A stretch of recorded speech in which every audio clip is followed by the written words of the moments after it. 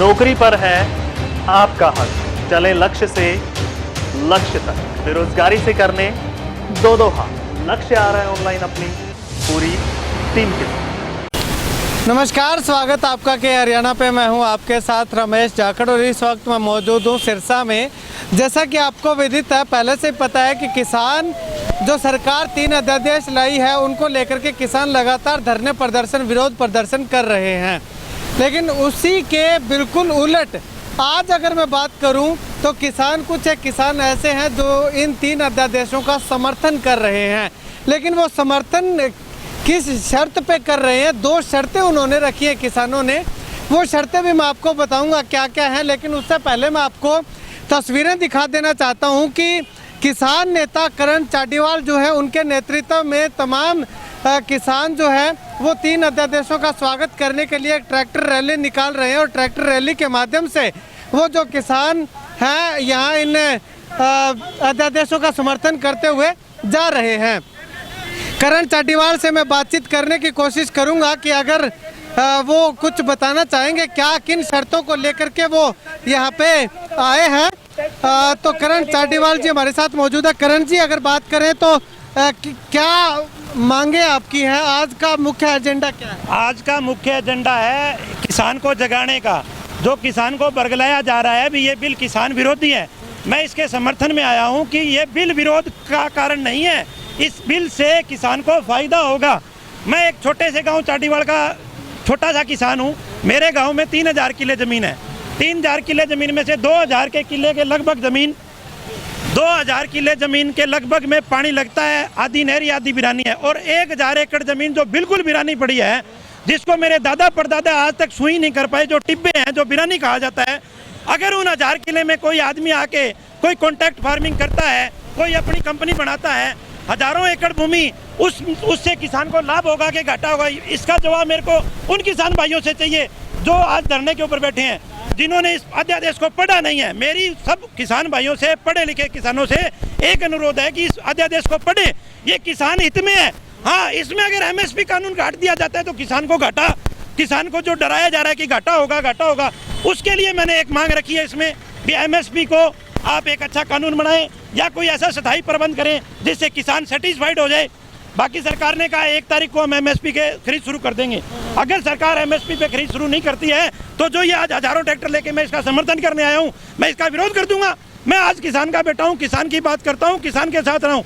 आपने देखा होगा कर्जा माफी के लिए भी मैंने किसान की आवाज़ उठाई थी। वहाँ पे 40,000 लोग इकट्ठे हुए थे और जैसे जैसे HDFC बैंक के आगे हम बैठे थे, किसान की मांग थी, किसी को नहीं पता था करोड़ों रुपए बैंक खा गया, हमने वो उजागर किया था। 2017 के बीमे के लिए मुख्यमंत्री से मैं लिखवा के लेके आया था भी हमारे को 1 महीने के अंदर आप पैसे डालोगे। मुख्यमंत्री ने पैसा डाला था। अगर ये किसान समर्थन कर सकता है तो विरोध करने में क्या दिक्कत है? लेकिन आज मेरे को कोई इसमें विरोध नहीं दिखा रहा। अगर सरकार एमएसपी पे खरीद शुरू कर देगी और इसके लिए पुख्ता कानून बना देगी तो इस बिल का इतना फायदा होगा किसान को, किसान के बेटे को, कि उनकी दिन दोगुनी रात चौगुनी हो जाएगी। और जो ये किसान का विरोध आज कर रहे हैं, जो बिल का विरोध कर रहे हैं, जिसमें मुख्यमंत्री हुड्डा साहब हैं, हुड्डा साहब से मैं पूछना चाहूँगा, आपने हुड्डा कमेटी बनाई थी जब किसान का विरोध ये लागू करने के लिए की थी ना, उस हुड्डा कमेटी के अंदर प्रकाश सिंह बादल भी सदस्य थे और उसके अंदर नीतीश जी जो मुख्यमंत्री हैं बिहार के, वो भी थे। इतने बड़े बड़े मुख्यमंत्री इतने प्रदेशों के जब इसमें साथ थे तो ये गलत कैसे हो सकता है? उसके बाद 1990 के अंदर जब किसान की सरकार थी, चौधरी देवीलाल जी उप प्रधानमंत्री थे, उस टाइम भी एक 1990 को 26 इसको आपको एक भानुराम कमेटी बनाई गई थी, जिसको सरकार 6 फरवरी 1990 को, उसमें हमारे फेफाना से जो थे कुंभाराम जी आर्य किसान थे, वो इसके वाइस प्रेसिडेंट थे और इसको 26 जुलाई 1990 को रिपोर्ट भी टूकी थी गवर्नमेंट को। लेकिन दुर्भाग्य किसान का रहा भी, दुर्भाग्य किसान का ये रहा कि वो 1990 वाली सरकार वीपी सिंह की गिर गई और ये फाइल नीचे दबी रहेगी। उसके बाद हुड्डा साहब ने जब इसको खोलना चाहा तो हुड्डा साहब ने इसको लागू करना चाहा तो जब किसान विरोधी थे, जो बाणियों के पक्षधार थे, जिसमें सुषमा स्वराज थी, उन्होंने इसका विरोध किया और किसान उसको बैकफुट पे आ गई, इसको लागू नहीं कर पाई। अब इसमें आप शर्तें क्या क्या रखने वाले हैं? हमारी शर्तें इसमें, बिल में कोई शर्तें नहीं है। हमारी 2 मांगे इसमें एक्स्ट्रा जोड़ दी हमने। बिल का हम समर्थन करते हैं, बिल बिल्कुल सही है। आप एमएसपी के लिए एक प्रावधान करें जिससे किसान सेटिस्फाइड हो और दूसरी मांग हमारी है, जो सिरसा जिला का नरमे की फसल जो चौपट हो चुकी है उसका उचित मुआवजा 40,000 50,000 रुपए किसान को दिया जाए।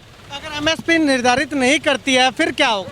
अगर एमएसपी पे सरकार खरीद नहीं करती है तो जो ये आज 1000 ट्रैक्टर मैं लेके आया हूँ, मैं आज से वादा करता हूँ किसान की कौम से, मैं 5000 ट्रैक्टर लेके आऊंगा और किसान के साथ खड़ा रहूंगा और सड़कें जाम नहीं करूंगा। जेसीबी भी लाऊंगा 10-12, अरे ना खोद दूंगा सड़का ना बढ़ दूंगा कि नहीं। शुक्रिया सर बातचीत के लिए। तो करण चाटीवाल जिनकी अध्यक्षता में, जिनकी अगुवाई में ये हजारों ट्रैक्टरों का काफिला यहाँ पे रोड पे, बरनाला रोड पे आपको देखने को मिल रहा है, तो इनका कहना है कि ये जो सरकार ने 3 अध्यादेश जारी किए हैं, लागू किए हैं, इन 3 अध्यादेशों के खिलाफ नहीं है, वो समर्थन में है। और इसके साथ आज वो डीसी के माध्यम से ज्ञापन सौंपने वाले, और उस ज्ञापन में 2 शर्तें वो इसके अलावा रखने वाले हैं कि एक तो एमएसपी एज इट इज रहना चाहिए, उसका भी कानूनी प्रावधान किया जाना चाहिए। एमएसपी के साथ साथ जो फसलें खराब हुई है, नरमा जो खराब हुआ है किसानों का, उस नरमे का उचित मुआवजा मिलना चाहिए। किसान नेता करण चाटीवाल का साफ तौर पे ये भी कहना है कि अगर सरकार ने एमएसपी निर्धारित नहीं किया, एमएसपी पे फसलें नहीं खरीदी गई, तो आने वाले समय में आज 1000 ट्रैक्टरों के काफिले के साथ इसका समर्थन किया है, तो आने वाले समय में 5000 ट्रैक्टरों के काफिले के साथ इस बिल का विरोध भी वो करेंगे, किसानों के साथ लगातार डटकर खड़े रहेंगे। तो आने वाले समय में सरकार का इस पर क्या एक्शन होता है, क्या असर होता है, वो आने वाला वक्त बताएगा।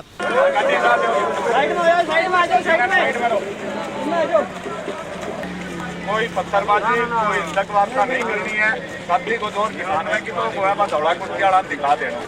पानी आए गद्दार हो भैया, किसानों युद्ध रही पूरी कौम के ये लोग। बड़े कानून लाने वाली बीजेपी मुर्दाबाद, बड़े कानून लाने वाली बीजेपी मुर्दाबाद, किसान विरोधी सरकार मुर्दाबाद, किसानों के दलाल मुर्दाबाद।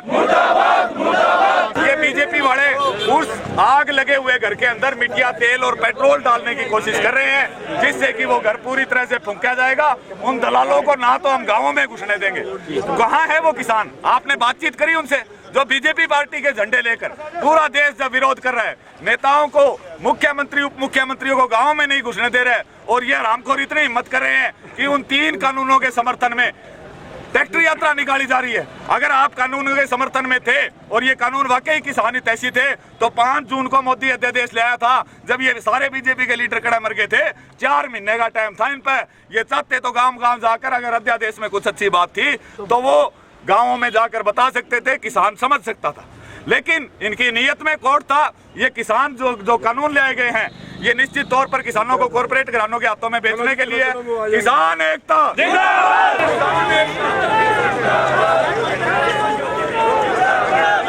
वहाँ कहाँ लेके भाई, चलो चलो इधर कर लो।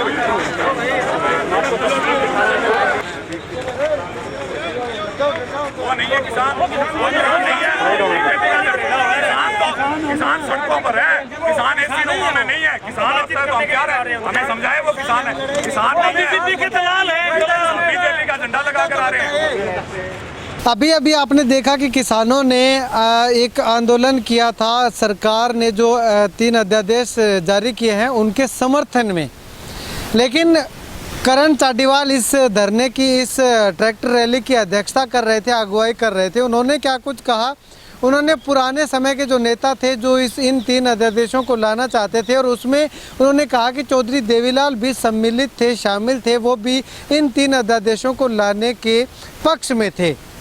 लेकिन उसके साथ साथ अगर बात करूं तो दूसरे जो किसान हैं जिन्होंने कल यानी कि 25 सितंबर को भारत बंद का आह्वान किया था, वो किसान इनके विपक्ष में खड़े हो गए। तस्वीरें मैंने आपको दिखाई, काले झंडे इनको दिखाने का प्रयास किया गया क्योंकि उनको लग रहा था कि शायद कोई बीजेपी के नेता इनकी अगुवाई कर रहे होंगे।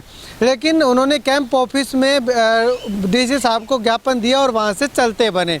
लेकिन किसान यूनियन का कहना है कि ये जो आज के जो धरने की अध्यक्षता कर रहे थे, तमाम किसान भारतीय जनता पार्टी के थे। एक बार तो मैं भी हैरान रह गया, मैंने भी नहीं माना कि किसान पार्टी का ही हो सकता है, लेकिन बीजेपी और कांग्रेस, इनेलो, जेजेपी सभी पार्टियों के होंगे। लेकिन उसके बाद मैंने जब किसानों से जाकर के बातचीत की तो मुझे पता चला कि लगभग किसान जो है इसमें भारतीय जनता पार्टी से समर्थित थे। ये मैंने मेरे फेसबुक लाइव पे किसानों से बात की तो उनका किसी का कहना है कि पार्टी की तरफ से उनके पास मैसेज आया था तो वो अपने ट्रैक्टर लेकर के यहाँ पे आ गए। किसी ने कहा कि आदित्य देवीलाल ने उनको फ़ोन करके यहाँ पे भेजा था। ट्रैक्टर में तेल की अगर बात करूं तो उनका कहना है कि जिन्होंने हमें यहाँ पे भेजा है वही हमारे ट्रैक्टर में तेल डलवाएंगे।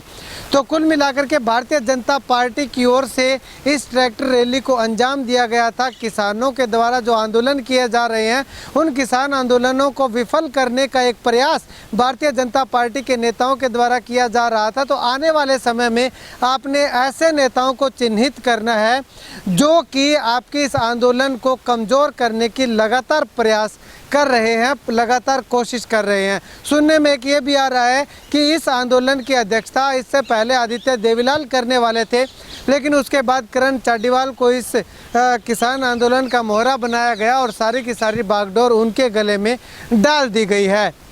लेकिन करण चाडीवाल का ये भी कहना है कि अगर सरकार एमएसपी पे ये फसल नहीं खरीदेगी तो वो आने वाले समय में आंदोलन करेंगे।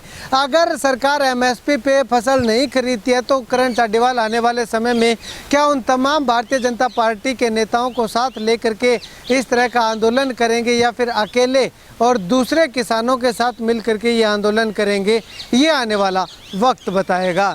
फिलहाल अगर बात करूं तो सरकार की तरफ से किसानों को कमज़ोर करने का पूरा प्रयास किया जा रहा है और उन तमाम नेताओं को भी ये सोचना चाहिए कि आप जिन अध्यादेशों के बारे में किसानों के साथ इस तरह से विश्वासघात कर रहे हो, अगर वो अध्यादेश किसान हितैषी होते तो ये तमाम किसान जो है ये आज सड़कों पर ना खड़े होते, धरने पर ना उतरे होते। किसान नेता विकल्प आचार का कहना है कि 3 महीने से भी ज़्यादा का समय हो गया इस अध्यादेश को चर्चा में आए हुए। किसी भी एक बीजेपी के नेता ने, भारतीय जनता पार्टी के नेता ने आकर के उनको ये नहीं कहा कि इस अध्यादेश में ये खासियत है। उस समय उनको इस अध्यादेश की पैरवी करनी चाहिए थी, लेकिन नहीं की। जब इस अध्यादेश को विरोध होना शुरू हुआ तो भारतीय जनता पार्टी के नेताओं को अपनी सरकार की छवि जो है वो दिखाई देने लगी है। कैमरा सहयोगी सुनील के साथ रमेश जाखड़ के हरियाणा।